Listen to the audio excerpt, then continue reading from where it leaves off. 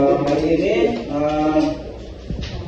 Bapak akan mengajar mata pelajaran IPAS dengan materi norma dalam adat istiadat di daerah. Jadi sebelum kita mulai pembelajaran, Bapak akan pimpin kita dalam doa. Mari kita berdoa. Doa Bapak.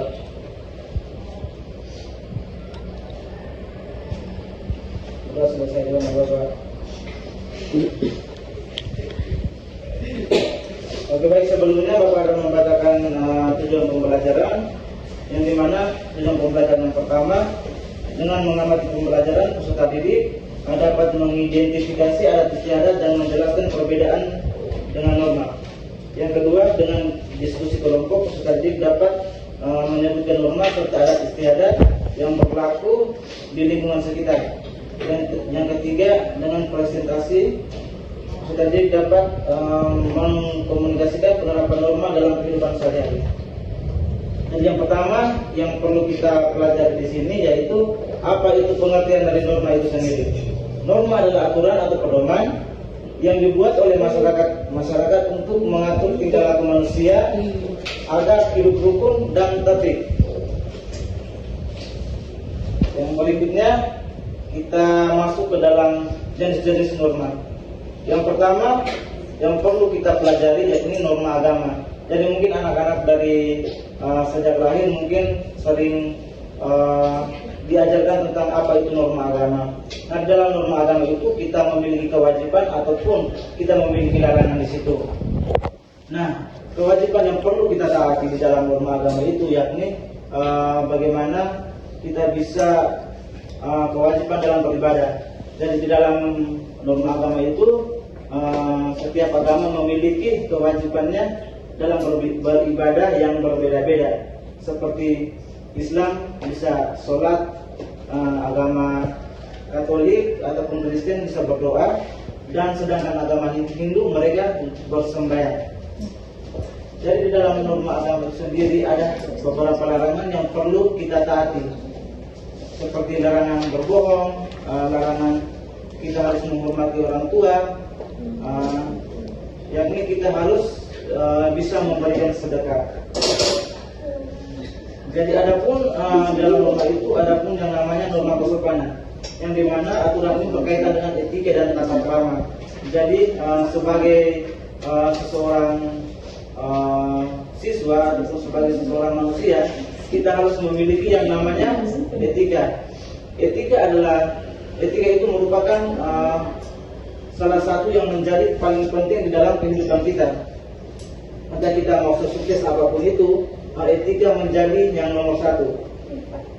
Dan di sini ada beberapa contoh etika, yakni kita saling menyapa, saling menghormati privasi, saling menggunakan bahasa yang sopan dan berpakaian yang sopan, serta menghormati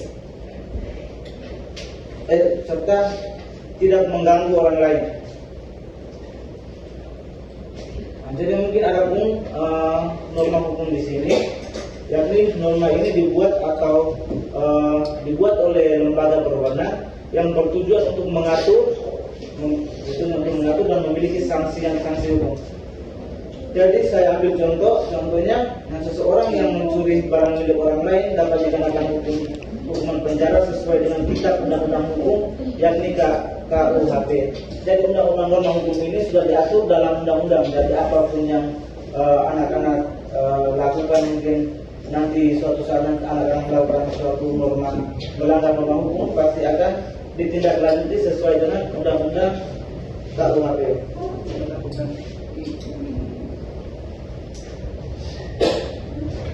Nah, adapun norma kesusilaan, yakni aturan yang berasal dari hati nurani manusia tentang baik dan buruknya suatu perbuatan dan berhubungan dengan akhlak atau moral dalam kehidupan sehari-hari. Contohnya menolong orang tua menyeberangi jalan. Jika ada orang tua yang kesulitan dalam menyeberangi jalan, kita punya hak, kita punya kewajiban untuk membantu orang tua tersebut. Dan sebelum kita lanjut, mungkin ada pertanyaan dari anak-anak? Tidak ada. Bapak anggap anak-anak sudah mengerti. Jadi sebelumnya di sini anak-anak ada yang tidak masuk ya? Ada. Siapa? Rijen, Bendi. Sakit berat. Rijen apa? Dari mana dia pergilan dia? Ya, dia boleh. Oke, jadi sekarang Bapak akan lanjut tentang pengertian adat istiadat. Adat istiadat adalah kebiasaan atau tradisi yang diwariskan secara hukum secara turun-temurun dalam suatu masyarakat atau daerah. Jadi Bapak yakin anak-anak di sini pasti memiliki yang namanya adat istiadat. Jadi adat istiadat itu diyakini oleh leluhur kita dan turun-temurun sampai di generasi-generasi berikutnya. Nah, ada pun beberapa contoh adat istiadat di sini. Bapak ambil 3 contoh. Yang pertama, upacara ngaben di Bali. Jadi upacara ngaben ini adalah upacara pembakaran jenazah yang dilakukan oleh masyarakat Hindu di Bali. Jadi mungkin kalau nanti suatu saat dari anak asing dia bisa menikah sama orang di Bali dan dia masuk dalam adatnya orang Bali, berarti dia nanti upacara pemakaman, upacara bisa minta maaf bisa Asep meninggal, pasti ada upacaranya pembakaran jenazah. Jadi yang kedua, tradisi suro di Jawa, yakni pada malam 1 suro atau yang biasa dibilang penanggalan Jawa, masyarakat melakukan tirakat atau doa bersama atau ritual khusus untuk keselamatan dan introspeksi diri. Jadi mungkin itu contoh adat istiadat. Kita lanjut. Tadi kita sudah membahas tentang perbedaan norma dan adat istiadat, dan di sini ada pun dalam norma dan adat istiadat ini ada memiliki perbedaan. Yakni adat istiadat merupakan warisan budaya yang diwariskan dari generasi ke generasi dan menjadi pedoman dalam kehidupan masyarakat. Sementara norma itu sendiri adalah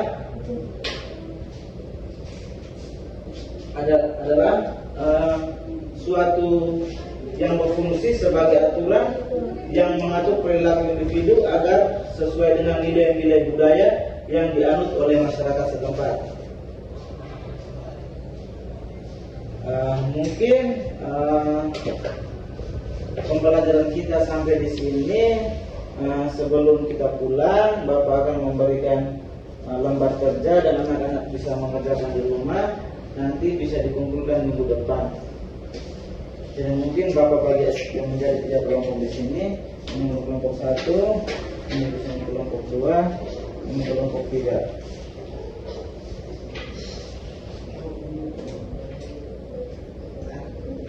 Jadi Bapak sudah membagikan lembar kerja, anak-anak bisa mengerjakan di rumah dan minggu depan bisa dikumpulkan sebagai nilai ujian teman-teman, nilai tugas teman-teman. Jadi sebelum Bapak mengakhiri, Bapak akan membacakan kesimpulan kita pada hari ini yang dimana norma dalam adat istiadat daerah merupakan aturan atau pedoman yang mengatur perilaku masyarakat agar hidup tertib, rukun dan selaras dengan nilai-nilai budaya setempat. Yang berfungsi sebagai aturan yang mengatur perilaku individu agar sesuai dengan nilai-nilai budaya yang dianut oleh masyarakat setempat. Mungkin pembelajaran kita sampai di sini. Sebelum kita pulang, Bapak akan memberikan lembar kerja dan anak-anak bisa mengerjakan di rumah. Nanti bisa dikumpulkan minggu depan. Dan mungkin Bapak bagi yang menjadi 3 kelompok di sini. Ini kelompok 1, ini kelompok 2, ini kelompok 3.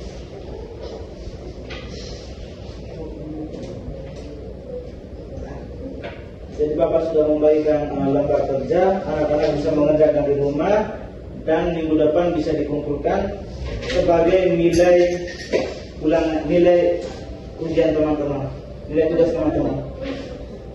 Jadi sebelum Bapak mengakhiri, Bapak akan membacakan kesimpulan kita pada hari ini yang dimana norma dalam adat istiadat daerah merupakan aturan atau pedoman yang mengatur perilaku masyarakat agar hidup tertib, rukun, dan selaras dengan nilai-nilai budaya setempat. Norma tersebut lahir dari kebiasaan dan tradisi yang diwariskan oleh nenek moyang serta dijaga melalui kegiatan adat melalui seperti upacara, gotong royong, dan musyawarah. Dengan mematuhi norma adat, masyarakat dapat memperkuat rasa kebersamaan, menghormati perbedaan, serta melestarikan budaya daerah agar tidak hilang oleh perkembangan zaman. Jadi mungkin itu kesimpulan kita pada hari ini. Bapak akhiri pembelajaran kita pada hari ini. Sebelum Bapak akhiri, Bapak akan memimpin kita dalam doa supaya kita semua selamat sampai di tujuan.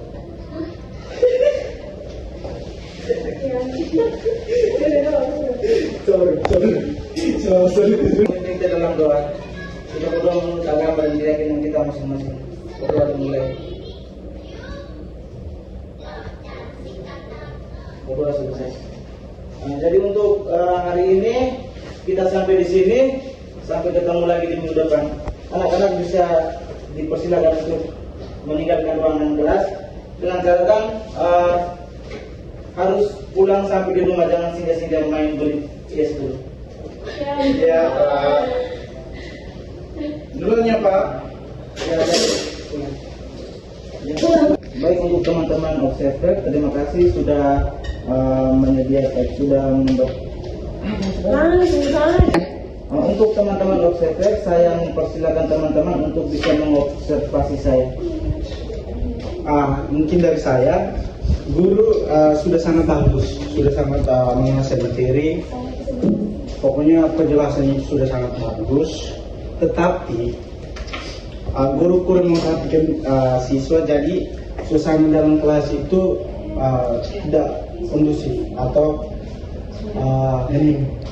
Jadi mungkin kedepannya guru bisa lebih memperhatikan siswa agar siswa lebih aktif dalam berdiskusi. Mungkin dari saya. Nah, kalau dari saya penyampaian materinya sudah sangat baik. Yang harus diperhatikan guru harus mengajak siswa untuk terlibat aktif dalam proses pembelajaran.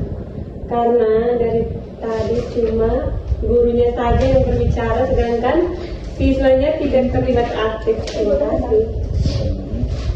Dari saya, guru lebih memperhatikan siswa dan guru lebih mempersiapkan diri.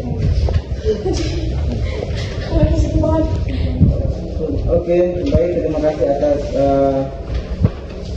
observasinya. Mungkin ini menjadi pedoman kepada saya untuk bisa lebih baik lagi dalam proses pembelajaran ke depannya. Sekali lagi saya ucapkan terima kasih.